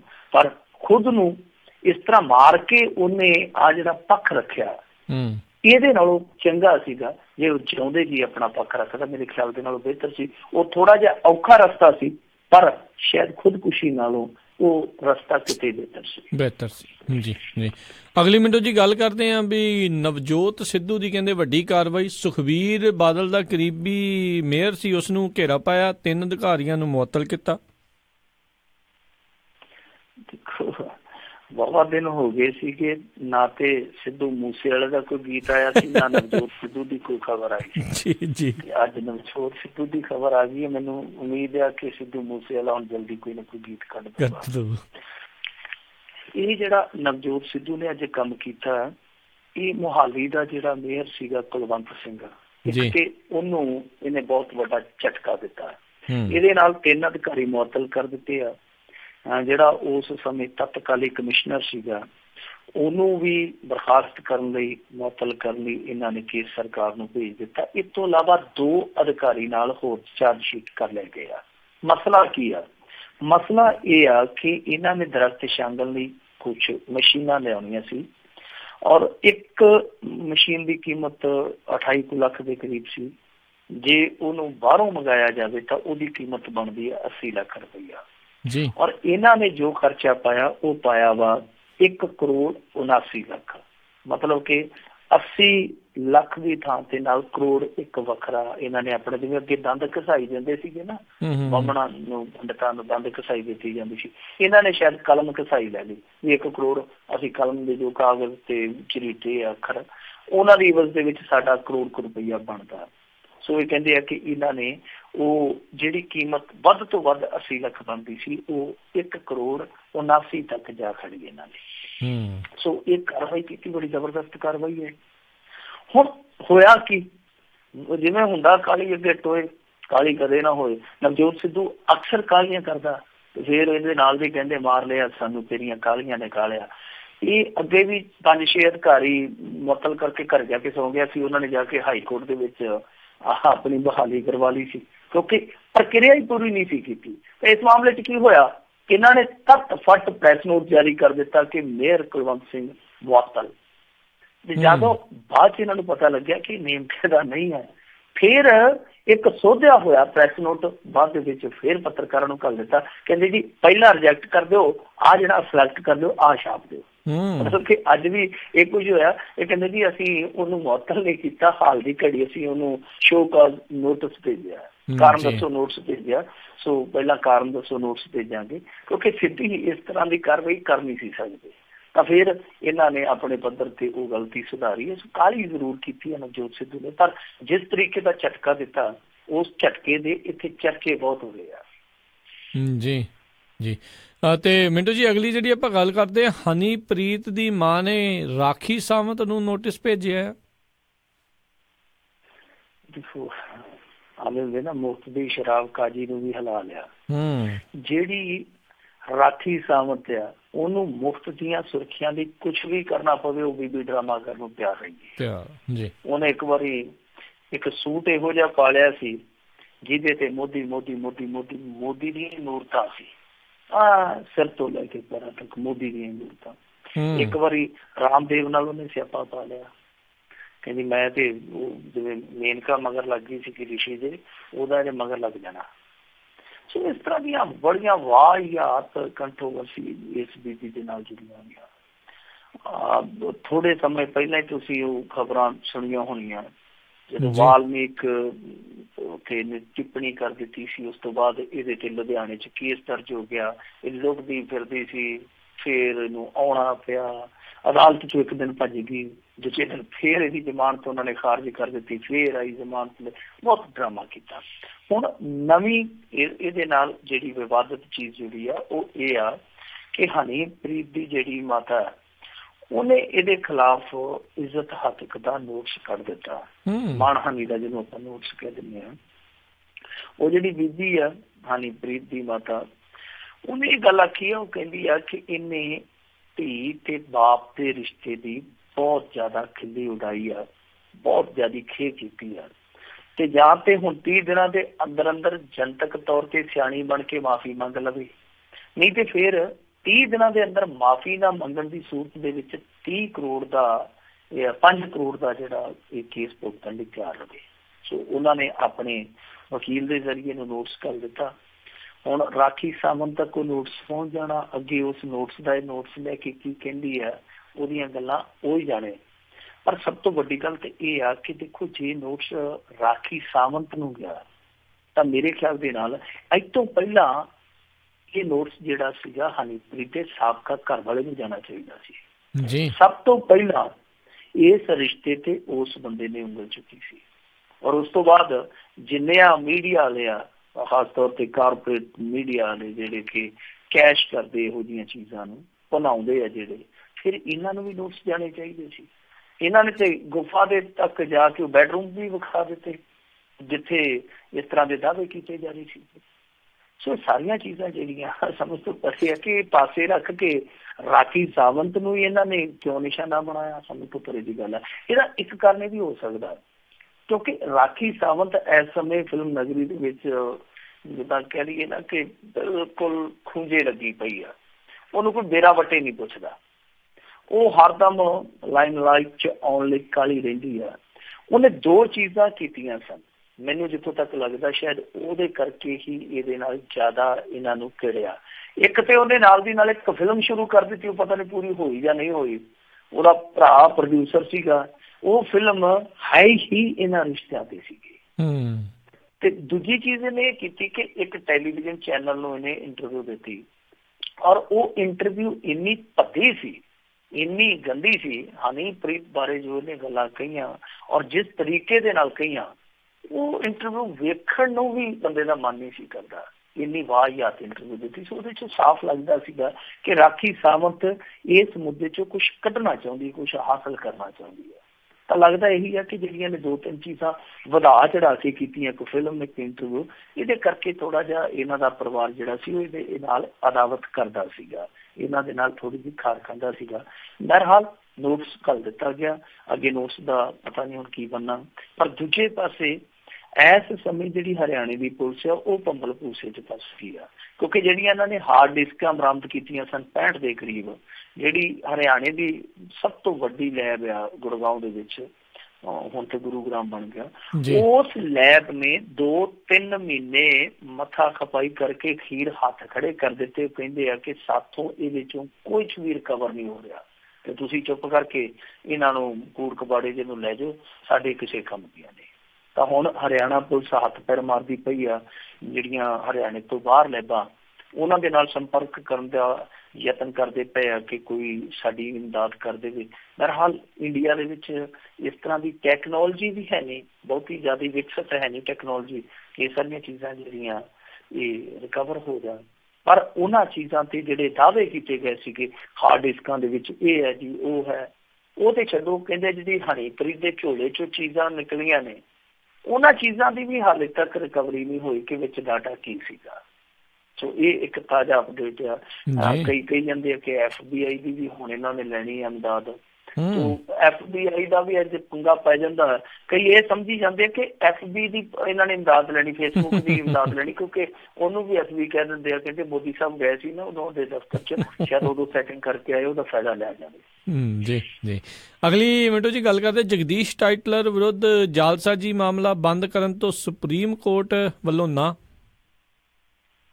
ਦੇਖੋ, ਜਗਦੀਸ਼ ਟਾਈਟਲਰ ਨੇ ਕਾਨੂੰਨ ਨਾਲ ਖੂਬ ਖਿਲਵਾੜ ਕੀਤਾ, ਬਹੁਤ ਖਿਲਵਾੜ ਕੀਤਾ ਇਸ ਸੰਬੰਧੀ ਇਹਨਾਂ ਨੇ, ਔਰ ਉਹਦੀਆਂ ਚੋਰ ਮੋਰੀਆਂ ਸੀ ਜਿਹੜੀਆਂ, ਜਿੰਨੀ ਖੂਬਸੂਰਤੀ ਨਾਲ ਇਸ ਬੰਦੇ ਨੇ ਵਰਤੀਆਂ, ਮੇਰੇ ਖਿਆਲ ਦੇ ਨਾਲ ਇੰਡੀਆ 'ਚ ਚੰਦ ਬੰਦੇ ਹੋਣਗੇ ਜਿਨ੍ਹਾਂ ਨੇ ਕਾਨੂੰਨ ਦੀਆਂ ਚੋਰ ਮੋਰੀਆਂ ਵਰਤੀਆਂ। ਪਰ ਉਸੇ ਕਾਨੂੰਨ ਨੇ ਇਹਦੇ ਲਈ ਹੁਣ ਰਸਤੇ ਬੰਦ ਕਰਨੇ ਸ਼ੁਰੂ ਕਰ ਦਿੱਤੇ ਆ, ਔਰ ਇਹਦੀ ਸਭ ਤੋਂ ਵੱਡੀ ਮਿਸਾਲ ਹੈ ਇਹ ਕੇਸ। ਅਸਲ ਦੇ ਵਿੱਚ ਇਹ ਕੇਸ ਕੀ ਸੀ, ਸਭ ਤੋਂ ਪਹਿਲਾਂ ਉਹ ਜਾਣਨਾ ਬੜੀ ਜ਼ਰੂਰੀ ਹੈ, ਕਿਉਂਕਿ ਮੀਡੀਆ ਕਹਿੰਦਾ ਫਰਜ਼ੀਵਾੜਾ ਜੀ, ਫਰਜ਼ੀਵਾੜਾ, ਕਿਸੇ ਨੂੰ ਕੋਈ ਪਤਾ ਹੀ ਨਹੀਂ ਲੱਗਦਾ। ਆਮ ਤੌਰ ਤੇ ਸਿੱਖਾਂ ਨੂੰ ਨਹੀਂ ਪਤਾ ਲੱਗਦਾ ਕਿ ਇਹ ਅਸਲ ਦੇ ਵਿੱਚ ਮਾਮਲਾ ਕੀ ਸੀ। ਕੁਛ ਚੁਣਿੰਦਾ ਬੰਦੇ ਜਿਹੜੇ ਇਸ ਮੁੱਦੇ ਤੇ 84 ਕਤਲੇਆਮ ਤੇ ਬਾਜ਼ ਅੱਖ ਰੱਖਦੇ ਆ, ਹਰੇਕ ਐਕਟੀਵਿਟੀ ਨੂੰ ਨੇੜਿਓਂ ਭਾਂਪਦੇ, ਹਰੇਕ ਕਾਨੂੰਨੀ ਗਤੀਵਿਧੀ ਨੂੰ ਦੇਖਦੇ ਆ, ਉਹਨਾਂ ਨੂੰ ਇਹਨਾਂ ਚੀਜ਼ਾਂ ਦਾ ਜ਼ਰੂਰ ਪਤਾ। ਅਸਲ 'ਚ ਹੋਇਆ ਕੀ ਸੀਗਾ ਕਿ 2009 ਦੇ ਵਿੱਚ ਇਹਨੇ ਤੇ ਇੱਕ ਇਹਦਾ ਜਿਹੜਾ ਸਾਥੀ ਆ ਅਭਿਸ਼ੇਕ ਵਰਮਾ, ਜਿਹੜਾ ਇਹਦੇ ਖਿਲਾਫ ਤੁਸੀਂ ਸੁਣਿਆ ਹੋਣਾ ਗਵਾਹ ਬਣ ਗਿਆ ਸੀ, ਮੁੜ ਕੇ ਗਵਾਹ ਬਣ ਗਿਆ ਸੀ, ਹਥਿਆਰਾਂ ਦਾ ਵਪਾਰੀ, ਉਹ ਬੰਦਾ। ਇਹਨਾਂ ਦੋਨਾਂ ਨੇ PMO ਨੂੰ ਚਿੱਠੀ ਲਿਖ ਦਿੱਤੀ ਸੀ, ਪ੍ਰਾਈਮ ਮਿਨਿਸਟਰ ਆਫਿਸ ਦੇ ਵਿੱਚ ਇਹਨਾਂ ਨੇ ਇੱਕ ਚਿੱਠੀ ਲਿਖ ਦਿੱਤੀ ਸੀ ਮਨਮੋਹਨ ਸਿੰਘ ਨੂੰ, ਅਜੇ ਮਾਕਨ ਦੇ ਨਾਮ ਤੇ। ਅਜੇ ਮਾਕਨ ਬਾਰੇ ਵੀ ਤੁਸੀਂ ਸੁਣਿਆ ਹੋਣਾ, ਜਿਹੜਾ ਕਾਂਗਰਸ ਦਾ ਪ੍ਰੈਜ਼ੀਡੈਂਟ ਸੀ ਦਿੱਲੀ ਦਾ, ਆ ਥੋੜਾ ਸਮਾਂ ਪਹਿਲੇ। ਤਾਂ ਅਜੇ ਮਾਕਨ ਉਸ ਸਮੇਂ ਦਿੱਲੀ ਸਰਕਾਰ ਦੇ ਵਿੱਚ ਰਾਜ ਗ੍ਰਹਿ ਮੰਤਰੀ ਸੀਗਾ। ਤਾਂ ਉਹਦੇ ਲੈਟਰ ਹੈਡ ਤੇ ਇਹਨਾਂ ਨੇ ਇੱਕ ਚਿੱਠੀ ਲਿਖ ਦਿੱਤੀ ਸੀ, ਔਰ ਉਹ ਚਿੱਠੀ ਇਹ ਸੀਗੀ ਕਿ ਇੱਕ ਚੀਨੀ ਟੈਲੀਕਾਮ ਕੰਪਨੀ ਨੂੰ ਇਹਨਾਂ ਨੇ ਵੀਜ਼ਾ ਦੇ ਵਿੱਚ ਕੁਛ ਨਰਮਾਈਆਂ ਦਿਵਾਉਣ ਬਾਰੇ ਸਿਫਾਰਿਸ਼ ਕੀਤੀ ਸੀ। ਮਤਲਬ ਕਿ ਅਜੇ ਮਾਕਨ ਦੇ ਨਾਂ ਤੇ ਉਹ ਚਿੱਠੀ ਮਨਮੋਹਨ ਸਿੰਘ ਦੇ ਦਫ਼ਤਰ 'ਚ ਲਿਖ ਦਿੱਤੀ ਸੀ। ਬਾਅਦ ਦੇ ਵਿੱਚ ਦੇਖੋ, ਇਹ ਵੀ ਕਾਂਗਰਸੀ ਆਗੂ ਸੀ, ਅਜੇ ਮਾਕਨ ਵੀ ਕਾਂਗਰਸੀ ਆਗੂ ਸੀ। ਇਹ ਸ਼ਿਕਾਇਤ ਦਰਜ ਕਰਵਾਈ ਸੀ ਖੁਦ ਅਜੇ ਮਾਕਨ ਨੇ। ਅਜੇ ਮਾਕਨ ਨੇ ਇਹਨਾਂ ਦੋਵਾਂ ਦੇ ਖਿਲਾਫ ਸ਼ਿਕਾਇਤ ਦਰਜ ਕਰਾਈ ਸੀ। ਉਸ ਤੋਂ ਬਾਅਦ ਫਿਰ ਇਹ ਮਾਮਲਾ ਜਿਹੜਾ ਸੀਗਾ ਉਹ ਚਲੇ ਗਿਆ CBI ਕੋਲੇ। ਤਾਂ CBI ਦਾ ਇਹ ਤੁਹਾਨੂੰ ਪਤਾ ਹੀ ਹੈ ਕਿ ਇਸ ਤਰ੍ਹਾਂ ਦਾ ਹਾਲ ਆ, ਉਹ ਜੇ ਤੁਰਦੇ ਆ ਤੇ ਫਿਰ ਬਹੁਤ ਜਲਦੀ ਤੁਰਦੇ ਆ, ਬੜੀ ਛੇਤੀ ਉਹ ਪੈਂਡਾ ਤੈਅ ਕਰ ਲੈਂਦੇ। ਜੇ ਉਹ ਰਿੜਦੇ ਆ ਤੇ ਫਿਰ ਰੀਂਗ ਕੇ ਚੱਲਦੇ ਆ। ਇਸ ਮਾਮਲੇ 'ਚ ਵੀ ਇਹਨਾਂ ਨੇ ਕਾਫੀ ਟਾਈਮ ਲਾਇਆ। ਉਸ ਤੋਂ ਬਾਅਦ ਫਿਰ ਹੋਇਆ ਕਿ CBI ਨੇ ਚਾਰਜ ਸ਼ੀਟ ਫਾਈਲ ਕਰ ਦਿੱਤੀ। ਉਹਨਾਂ ਨੇ ਮੰਨਿਆ ਕਿ ਇਹਨਾਂ ਨੇ ਚੀਨੀ ਟੈਲੀ ਕੰਪਨੀ ਤੋਂ ਲਾਭ ਹਾਸਲ ਕਰਨੇ ਸੀ, ਇਸੇ ਕਰਕੇ ਇਹਨਾਂ ਨੇ ਇਹ ਚਿੱਠੀ ਦਾ ਫਰਜ਼ੀਵਾੜਾ ਕੀਤਾ। CBI ਨੇ ਆਪਣਾ ਕੰਮ ਕਰ ਦਿੱਤਾ। ਪਰ ਹੋਇਆ ਕਿ ਬਾਅਦ ਦੇ ਵਿੱਚ ਇਹਨਾਂ ਨੇ ਜਿਹੜਾ ਕੋਰਟ ਵੱਲੋਂ ਹੁਕਮ ਪਾਸ ਕੀਤਾ ਗਿਆ ਕਿ ਇਹਨਾਂ ਤੇ ਇਸ ਤਰ੍ਹਾਂ ਦੀ ਚੋਰ ਚਲਾਕੀ ਦਾ ਮਾਮਲਾ ਦਰਜ ਕਰੋ, 420 ਦਾ ਹੋ ਗਿਆ ਸੀ, 471 ਦਾ ਹੋ ਗਿਆ ਸੀ, 120 ਦਾ ਹੋ ਗਿਆ ਸੀ, ਫਰਾਡਬਾਜ਼ੀ ਦਾ ਵੀ ਹੋ ਗਿਆ ਸੀ, ਅੱਡ ਤੋਂ ਰਿਸ਼ਵਤਖੋਰੀ ਜੋ ਭ੍ਰਿਸ਼ਟਾਖੋਰੀ ਹੁੰਦੀ ਹੈ। ਸੋ ਕਾਫੀ ਧਾਰਾਵਾਂ ਲੱਗੀਆਂ। ਇਹਨਾਂ ਨੇ ਕੀ ਕੀਤਾ ਕਿ ਅਪਰ ਕੋਰਟ ਦੇ ਵਿੱਚ ਇਸ ਕੇਸ ਨੂੰ ਚੈਲੰਜ ਕਰ ਦਿੱਤਾ ਕਿ ਸਾਡੇ ਤੇ ਕੇਸ ਬਣਦਾ ਨਹੀਂ। ਫਿਰ ਉੱਥੋਂ ਵੀ ਅਪੀਲ ਖਾਰਜ ਹੋ ਗਈ।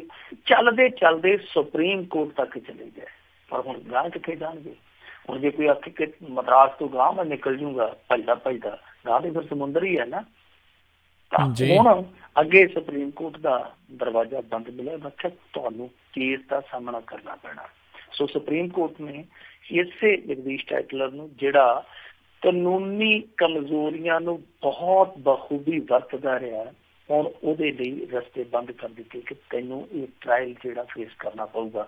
ਅੱਜ ਇਸੇ ਕਰਕੇ ਫੂਲਕਾ ਸਾਹਿਬ ਨੇ ਔਨ ਰਿਕਾਰਡ ਇਹ ਗੱਲ ਕਹੀ ਆ ਕਿ ਇਸ ਸਾਲ ਦੇ ਵਿੱਚ 2018 ਦੇ ਵਿੱਚ ਸਾਨੂੰ ਬੜੀ ਉਮੀਦ ਆ ਕਿ ਇਹ ਦੋਵੇਂ, ਇੱਕ ਸੱਜਣ ਕੁਮਾਰ ਤੇ ਇੱਕ ਜਗਦੀਸ਼ ਟਾਈਟਲਰ, ਤੁਹਾਨੂੰ ਸਿੱਖਾਂ ਦੇ ਪਿੱਛੇ ਦੇਖਣ ਨੂੰ ਮਿਲ ਸਕਦੇ ਆ। ਜੀ ਜੀ। ਅਗਲੀ ਆਪਾਂ ਮਿੰਟੂ ਜੀ ਗੱਲ ਕਰਦੇ ਹਾਂ। ਕਹਿੰਦੇ ਸੇਮ ਦੇ ਹੱਲ ਲਈ ਰਾਜਸਥਾਨ ਨਹਿਰ ਲਾਈਨਿੰਗ ਪ੍ਰੋਜੈਕਟ ਹੋ ਸਕਦਾ ਸ਼ੁਰੂ। ਦੇਖੋ ਇਹ ਜਿਹੜੀ ਰਾਜਸਥਾਨ ਨਹਿਰ ਆ ਨਾ, ਵੈਸੇ ਕੋਈ ਬੰਦਾ ਕਨਫਿਊਜ਼ ਵੀ ਹੋ ਸਕਦਾ ਕਿ ਸਾਡੇ ਪੰਜਾਬ ਦੇ ਵਿੱਚ ਰਾਜਸਥਾਨ ਨਹਿਰ ਕੀ ਕਰਦੀ ਫਿਰਦੀ ਆ। ਇਹ ਆ ਕਿ ਜਿਹੜਾ ਹਰੀਕੇ ਹੈਡ ਆ, ਹਰੀਕੇ ਹੈਡ ਤੋਂ ਦੋ ਨਹਿਰਾਂ ਨਿਕਲਦੀਆਂ, ਇੱਕ ਵੱਡੀ ਹੈ ਇੱਕ ਛੋਟੀ ਆ ਜੀ। ਇਹਨਾਂ ਨੂੰ ਵੈਸੇ ਬੰਦੇ ਖਾਣੀਆਂ ਨਹਿਰਾਂ ਵੀ ਕਿਹਾ ਜਾਂਦਾ, ਬਹੁਤ ਬੰਦੇ ਖਾਂਦੀਆਂ। ਤਾਂ ਜਿਹੜੀ ਵੱਡੀ ਨਹਿਰ ਆ ਉਹਨੂੰ ਕਹਿੰਦੇ ਆ ਰਾਜਸਥਾਨ ਕੈਨਾਲ ਜੀ, ਔਰ ਇਹ 210 ਕਿਲੋਮੀਟਰ ਪੰਜਾਬ ਦੇ ਰਕਬੇ 'ਚ ਜਾਂਦੀ ਆ। ਇਹ ਸਾਡੇ ਪਿੰਡਾਂ ਦੇ ਉੱਤੋਂ ਹੁੰਦੀ ਹੁੰਦੀ ਗਾਂ ਰਾਜਸਥਾਨ 'ਚ ਬਣ ਜਾਂਦੀ ਆ। ਲੋਹਗੜ੍ਹ ਹੈਡ ਆ ਹਰਿਆਣਾ ਰਾਜਸਥਾਨ ਦੀ ਸੀਮਾ ਤੇ, ਉਹ ਅਖੀਰਲਾ ਟਿਕਾਣਾ ਇਸ ਨਹਿਰ ਦਾ। ਉਸ ਤੋਂ ਬਾਅਦ ਅੱਗੇ ਰਾਜਸਥਾਨ ਸ਼ੁਰੂ ਹੋ ਜਾਂਦਾ। ਸੋ ਇਹ 210 ਕਿਲੋਮੀਟਰ ਦੀ ਜਿਹੜੀ ਦੂਰੀ ਹੈ, ਉਹ ਨਹਿਰ ਫਰੀਦਕੋਟ, ਫਿਰੋਜ਼ਪੁਰ, ਮੁਕਤਸਰ ਇਹਨਾਂ ਜ਼ਿਲ੍ਹਿਆਂ 'ਚੋਂ ਜ਼ਿਆਦਾ ਤੈਅ ਕਰਦੀ ਆ। ਤਾਂ ਹੋਇਆ ਕਿ ਕਿਉਂਕਿ ਇਹ ਨਿਰੰਤਰ ਗਤੀਸ਼ੀਲ ਰਹਿੰਦੀ ਆ, ਛੱਤੋਂ ਪੈਰ ਚੱਲਦੀ ਰਹਿੰਦੀ ਆ, ਕਦੇ ਇਹਦੇ 'ਚ ਬੰਦੀ ਨਹੀਂ ਆਉਂਦੀ।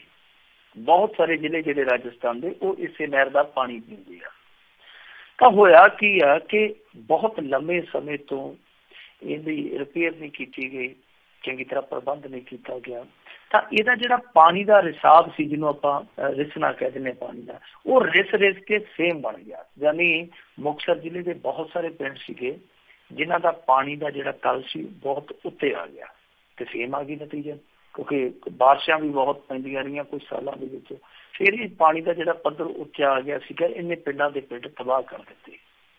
ਹੁਣ ਇਹਨਾਂ ਨੇ ਇੱਕ ਪ੍ਰੋਜੈਕਟ ਲਿਆਂਦਾ ਸੀਗਾ 4 ਸਾਲ ਪਹਿਲਾਂ ਬਾਦਲ ਸਾਹਿਬ ਦੀ ਸਰਕਾਰ ਦੇ ਵਿੱਚ ਕਿ ਕਿਉਂ ਨਾ ਇਹਨਾਂ ਦੇ ਕੰਢੇ ਜਿਹੜੇ ਆ ਉਹਨਾਂ 'ਚ ਕਾਗਜ਼ ਪਾ ਦਿੱਤਾ ਜਾਵੇ, ਔਰ ਜਿਹੜਾ ਤਲ ਆ, ਤਲ ਦੇ ਥੱਲੇ ਇੱਕ ਸੀਮੈਂਟ ਦੀ ਪੱਟੀ ਵਿਛਾ ਦਿੱਤੀ ਜਾਵੇ, ਮਤਲਬ ਕਿ ਪਾਣੀ ਰਿਸੇ ਹੀ ਨਾ, ਔਰ ਜਿਹੜੇ ਇਹ ਪਿੰਡ ਨੇੜੇ ਨੇੜੇ ਆਉਂਦੇ ਇਹਨਾਂ ਨਹਿਰਾਂ ਦੇ ਉਹਨਾਂ ਦਾ ਬਚਾਅ ਹੋ ਸਕੇ।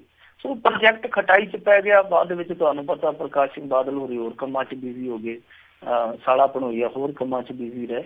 ਇਹ ਪ੍ਰੋਜੈਕਟ ਜਿਹੜਾ ਸੀਗਾ, ਇਹਨੂੰ ਸਾਰਾ ਨੇਪਰੇ ਚਾੜਨ ਵਾਸਤੇ ਜਿਹੜਾ ਪੈਸਾ ਆਉਣਾ ਸੀ ਉਹ ਕੇਂਦਰ ਤੇ ਰਾਜਸਥਾਨ ਵੱਲੋਂ ਆਉਣਾ ਸੀਗਾ ਜੀ। ਪਰ ਅਫਸੋਸ ਦੀ ਗੱਲ ਹੈ ਕਿ ਪ੍ਰੋਜੈਕਟ ਨਿਰਜੀਵ ਹੋ ਗਿਆ, ਠੰਡੇ ਬਸਤੇ 'ਚ ਚਲੇ ਗਿਆ। ਹੁਣ ਕਾਂਗਰਸ ਸਰਕਾਰ ਨੇ ਇਸ ਨਿਰਜੀਵ ਹੋਏ ਪ੍ਰੋਜੈਕਟ ਨੂੰ ਦੁਬਾਰਾ ਸਜੀਵ ਕਰ ਦਿੱਤਾ।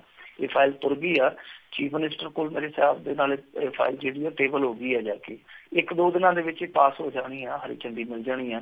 ਬਹੁਤ ਵੱਡਾ ਪ੍ਰੋਜੈਕਟ ਆ, ਔਰ ਲਗਭਗ ਮੇਰੇ ਖਿਆਲ ਦੇ ਨਾਲ ਜਿਹੜੀ ਇਹਦੇ ਤੇ ਲਾਗਤ ਆਊਗੀ 1500 ਕਰੋੜ ਰੁਪਏ ਦੀ ਆਊਗੀ, ਔਰ ਇੱਕੋ ਝਟਕੇ 'ਚ ਨਹੀਂ ਹੋ ਜਾਣੀ ਇਹ ਨਹਿਰ।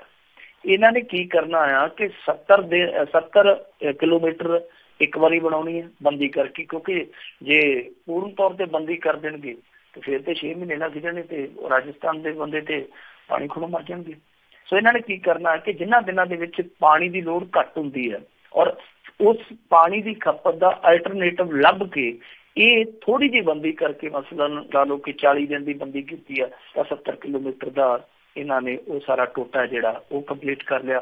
ਫਿਰ 6 ਮਹੀਨਿਆਂ ਬਾਅਦ ਫਿਰ ਜਦੋਂ ਉਹ ਮੌਸਮ ਆਇਆ ਕਿ ਪਾਣੀ ਦੀ ਖਪਤ ਘੱਟ ਆ, ਫਿਰ ਪਾਣੀ ਦੀ ਪੂਰਤੀ ਲਈ ਇਹਨਾਂ ਨੇ ਕੋਈ ਦੂਸਰਾ ਬਦਲ ਲੱਭ ਕੇ 70 ਕਿਲੋਮੀਟਰ ਫੇਰ ਕਰ ਲਿਆ। इदां 3 पड़ावां दे विच इन्हां ने काम करना। बहुत सारियां कंपनियां भज गईयां, वो कहदियां जी साडे वास दा काम नहीं है। हुण कुछ 1-2 कंपनियां बहुत वड्डियां जिहड़ियां कौमांतरी कंपनियां वो कहदियां कि असीं ठेका लैण दे विच दिलचस्पी रखदे हां। सो समझिया जा सकदा कि आउण वाले दिनां दे विच इह प्रोजैक्ट है जिहड़ा वो सानूं चालू हालत च मिल सकदा। पर ਇਹਦੇ ਨਾਲ ਦੂਜੀ ਚੀਜ਼ ਜਿਹੜੀ ਇੱਥੇ ਨੁਕਸਾਨ ਦੇ ਰੂਪ ਚ ਵੀ ਦੇਖੀ ਜਾ ਸਕਦੀ ਆ ਕਿ ਦੇਖੋ ਸੇਮ ਜਿਹੜੀ ਹੈ ਹੁਣ ਇੱਥੋਂ ਨਿਕਲ ਚੁੱਕੀ ਆ, ਸੇਮ ਅੱਗੋਂ ਤੁਰ ਚੁੱਕੀ ਆ, ਤੇ ਜੇ ਕੱਲ ਨੂੰ ਇਹ ਬਿਲਕੁਲ ਪਾਣੀ ਦਾ ਰਿਸਾਵ ਬੰਦ ਹੋ ਜਾਂਦਾ, ਜਿਵੇਂ ਦੂਜੇ ਇਲਾਕਿਆਂ ਦੇ ਵਿੱਚ ਪਾਣੀ ਬਹੁਤ ਥੱਲੇ ਚਲੇ ਗਿਆ, ਇਹਨਾਂ ਜ਼ਿਲ੍ਹਿਆਂ ਦੇ ਵਿੱਚ ਹਾਲੇ ਵੀ ਪਾਣੀ ਦਾ ਪੱਧਰ ਬਹੁਤ ਉੱਚਾ, ਤਾਂ ਮੇਰੇ ਖਿਆਲ ਦੇ ਨਾਲ ਉਹ ਪਾਣੀ ਦਾ ਪੱਧਰ ਨੀਵਾਂ ਜਾਏਗਾ। ਜੀ ਜੀ। ਤੇ ਮਿੰਟੂ ਜੀ, ਜਾਂਦੇ ਜਾਂਦੇ ਖੇਡ ਸੰਸਾਰ ਦੀਆਂ ਝਲਕੀਆਂ। ਬਿਲਕੁਲ ਜੀ, ਖੇਡ ਜਗਤ ਦੇ ਵਿੱਚ ਜੇ ਸਭ ਤੋਂ ਪਹਿਲਾਂ ਅਸੀਂ ਵੱਡੀ ਖਬਰ ਦੇਖੀਏ ਤੇ ਉਹ ਇਹ ਆ ਕਿ ਅੱਜ ਇੱਕ ਬਹੁਤ ਵੱਡੀ ਰਿਲੀਫ ਮਿਲੀ ਹੈ ਬਿਹਾਰ ਨੂੰ। ਬਿਹਾਰ ਨੂੰ ਰਣਜੀ ਟਰੋਫੀ ਖੇਡਣ ਦਾ ਹੱਕ ਮਿਲ ਗਿਆ। ਹੁਣ ਬਹੁਤ ਸਾਰੇ ਲੋਕ ਇਸ ਗੱਲੋਂ ਹੈਰਾਨ ਹੋਣਗੇ ਕਿ ਬਿਹਾਰ ਇੰਨਾ ਹੀ ਜ਼ਿਆਦਾ ਗਿਆ ਗੁਜ਼ਰਿਆ ਸੀਗਾ ਕਿ ਉਹਨਾਂ ਨੂੰ ਰਣਜੀ ਟਰੋਫੀ ਵੀ ਨਹੀਂ ਖਿਡਾਉਣ ਦਿੰਦੇ ਸੀਗੇ। ਤਾਂ ਇਹ ਹੋਇਆ ਸੀਗਾ ਕਿ 2001 ਦੇ ਵਿੱਚ ਜਦੋਂ ਬਿਹਾਰ ਚੋਂ ਨਿਕਲ ਕੇ ਝਾਰਖੰਡ ਬਣਿਆ ਤਾਂ BCCI ਨੇ ਬਿਹਾਰ ਦੀ ਜਗ੍ਹਾ ਤੇ ਝਾਰਖੰਡ ਦੇ ਬੋਰਡ ਨੂੰ ਫੁੱਲ ਮੈਂਬਰਸ਼ਿਪ ਦੇ ਦਿੱਤੀ ਸੀ। ਯਾਨੀ ਬਿਹਾਰ ਜਿਹੜਾ ਸੀਗਾ ਉਹ ਵਿਚਾਰਾ ਮਹਿਰੂਮ ਰਹਿ ਗਿਆ ਸੀਗਾ ਰਣਜੀ ਟਰਾਫੀ ਖੇਡਣ ਤੋਂ। ਤਾਂ ਇਹ ਫਿਰ ਮਾਮਲਾ ਜਿਹੜਾ ਤੁਰਦਾ ਸੁਪਰੀਮ ਕੋਰਟ ਤੱਕ ਪਹੁੰਚਿਆ। ਸੁਪਰੀਮ ਕੋਰਟ ਨੇ ਅੱਜ ਵੱਡੀ ਖੁਸ਼ਖਬਰੀ ਦਿੱਤੀ ਹੈ ਉੱਥੋਂ ਦੇ ਬਿਹਾਰ ਦੇ ਲੋਕਾਂ ਨੂੰ ਕਿ ਉਹਨਾਂ ਦੀ ਟੀਮ ਜਿਹੜੀ ਆ ਉਹ ਦੁਬਾਰਾ ਹੁਣ ਰਣਜੀ ਟਰਾਫੀ 'ਚ ਪਾਰਟੀਸਪੇਟ ਕਰ ਸਕਦੀ ਹੈ। ਦੂਸਰੇ ਪਾਸੇ ਜੇ ਹਾਕੀ ਦੀ ਗੱਲ ਕਰੀਏ ਤਾਂ ਹਾਕੀ ਇੰਡੀਆ ਜਿਹੜੀ ਕਿ ਪਿਛਲੇ ਸਾਲ ਬਹੁਤ ਵਧੀਆ ਖੇਡੀ ਆ, ਮੁੰਡਿਆਂ ਨੇ ਕਮਾਲ ਕਰ ਦਿੱਤੀ ਔਰ ਜਾਂਦੇ ਜਾਂਦੇ ਤੇ ਇਹਨਾਂ ਨੇ ਸੰਸਾਰ ਹਾਕੀ ਲੀਗ ਦੇ ਵਿੱਚ ਇੱਕ ਤਗਮਾ ਵੀ ਫੁੱਟ ਲਿਆ ਸੀਗਾ ਜੀ। ਸਾਰੇ ਸਾਲ ਦਾ ਜਿਹੜਾ ਇਹਨਾਂ ਨੇ ਸਮਾਪਨ ਕੀਤਾ ਸੀਗਾ ਉਹ ਬੜੀ ਵੱਡੀ ਜਿੱਤ ਨਾਲ ਕੀਤਾ ਸੀਗਾ। ਸੋ ਉਹਨਾਂ ਦਾ ਪਹਿਲਾ ਕੈਂਪ ਹੈ ਜਿਹੜਾ ਉਹ ਲੱਗਣ ਜਾ ਰਿਹਾ। 33 ਖਿਡਾਰੀ ਚੁਣ ਲਏ ਗਏ ਆ। ਇਹਨਾਂ ਖਿਡਾਰੀਆਂ ਨੇ ਅੱਗੇ ਜਾ ਕੇ ਕਾਫੀ ਟੂਰਨਾਮੈਂਟਾਂ ਦੇ ਵਿੱਚ ਵੀ ਹਿੱਸਾ ਲੈਣਾ। ਔਰ ਖੁਸ਼ਖਬਰੀ ਹਾਕੀ ਪ੍ਰੇਮੀਆਂ ਦੀ ਇਹ ਆ ਕਿ ਜਿਹੜਾ ਮਸ਼ਹੂਰ ਗੋਲਕੀਪਰ ਉਹ ਦੁਨੀਆ ਦਾ ਬੈਸਟ ਗੋਲਕੀਪਰ ਆ। ਵੈਸੇ ਬੈਸਟ ਗੋਲਕੀਪਰ ਹਮੇਸ਼ਾ 3-4 ਹੁੰਦੇ ਆ, ਤਾਂ ਉਹਨਾਂ ਬੈਸਟ ਗੋਲਕੀਪਰਾਂ 'ਚ ਜਿਹੜਾ ਇੱਕ ਹੈ PR ਸ਼੍ਰੀਦੇਸ਼, ਉਹ ਵਾਪਸੀ ਕਰ ਰਿਹਾ। ਸੱਟ ਕਾਰਨ 7-8 ਮਹੀਨੇ ਉਹਦੇ ਖਰਾਬ ਹੋ ਗਏ ਆ। ਸਾਰਾ ਤਕਰੀਬਨ ਹੀ ਸੈਸ਼ਨ ਜਿਹੜਾ ਸੀ ਉਹਦਾ ਪਿਛਲਾ ਵਾਸ਼ ਆਊਟ ਹੋ ਗਿਆ ਸੀ। ਇਸ ਵਾਰ PR ਸ਼੍ਰੀਦੇਸ਼ ਫਿੱਟ ਹੋ ਕੇ ਦੁਬਾਰਾ ਇਸ ਕੈਂਪ ਦੇ ਵਿੱਚ ਸ਼ਮੂਲੀਅਤ ਕਰਨ ਨੂੰ ਤਿਆਰ ਆ। ਜੀ ਜੀ, ਬਹੁਤ ਬਹੁਤ ਧੰਨਵਾਦ ਮਿੰਟੂ ਜੀ, ਤੁਸੀਂ ਸਾਡੇ ਨਾਲ ਜੁੜੇ, ਇਹਨਾਂ ਖਬਰਾਂ ਬਾਰੇ ਸਾਨੂੰ ਵਿਸਤਾਰ ਜਾਣਕਾਰੀ ਦਿੱਤੀਆਂ। ਅਗਲੀ ਵਾਰ ਤੱਕ ਲਈ ਬਹੁਤ ਬਹੁਤ ਧੰਨਵਾਦ, ਮਿਹਰਬਾਨੀ, ਸਤਿ ਸ੍ਰੀ ਅਕਾਲ। ਤੇ ਸਰੋਤਿਓ, ਇੱਥੇ ਸਾਡਾ ਅੱਜ ਦਾ ਇਹ ਪ੍ਰੋਗਰਾਮ ਖਬਰ ਤੇ ਨਜ਼ਰ ਸਮਾਪਤ ਹੈ। ਮਿਲਾਂਗੇ ਤੁਹਾਨੂੰ ਸਾਰਿਆਂ ਨੂੰ ਅਗਲੀ ਵਾਰ। ਉਦੋਂ ਤੱਕ ਲਈ ਮੇਰੇ ਵੱਲੋਂ ਵੀ ਤੁਹਾਨੂੰ ਸਾਰਿਆਂ ਨੂੰ ਬਹੁਤ ਪਿਆਰ ਸਤਿਕਾਰ ਸਹਿਤ ਦੋਨੋਂ ਜੋੜ ਕੇ ਨਿੱਘੀ ਜਿਹੀ ਸਤਿ ਸ੍ਰੀ ਅਕਾਲ। ਜਿਉਂਦੇ ਵਾਸਤੇ ਰਹੋ, ਹੱਸਦੇ ਖੇਲਦੇ ਰਹੋ, ਸੁਣਦੇ ਰਹੋ ਪੰਜਾਬੀ ਰੇਡੀਓ USA।